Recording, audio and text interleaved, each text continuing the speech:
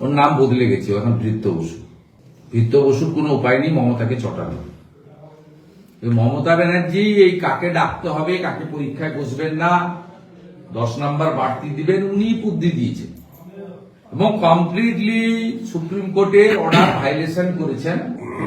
ফ্রেশারদেরকে, নতুনদের 16 সালে যারা অ্যাডমিট পেয়েছিলেন টেন্টেড বাদ দিয়ে তাদেরকেই, যারা ইচ্ছুক তাদেরকেই পরীক্ষায় বসে, অর্ডারে ক্লিয়ার লেখা ছিল। নতুন করে অ্যাপ্লিকেশন দিয়ে নাম নেওয়ার বিষয় ছিল না। গোটা বিষয়টাকে পরিকল্পনা, নির্দেশনা এবং মঞ্চস্থ করেছেন মমতা বন্দ্যোপাধ্যায় নিজে। অতএব মমতা বন্দ্যোপাধ্যায় জেল চাই আমরা এই দুর্নীতির জন্য। গোটা পশ্চিমবঙ্গের মানুষ কলকাতা হাইকোর্টের প্রতি চিরদিন কৃতজ্ঞ থাকবে যে তারা দুর্নীতির বিরুদ্ধে এই যে বিষয়টাকে সামনে এনেছেন। এবং নিশ্চিতভাবে আমাদের সাংসদ বলে বলছিলাম, প্রাক্তন বিচারপতি অভিজিৎ গাঙ্গুলির ক্ষেত্রে ঐতিহাসিক ভূমিকা, এজ এ জাস্টিস, লফুল ভূমিকা তার ছিল, তাকেও লোক চিরদিন কৃতজ্ঞতার সঙ্গে মনে রাখে।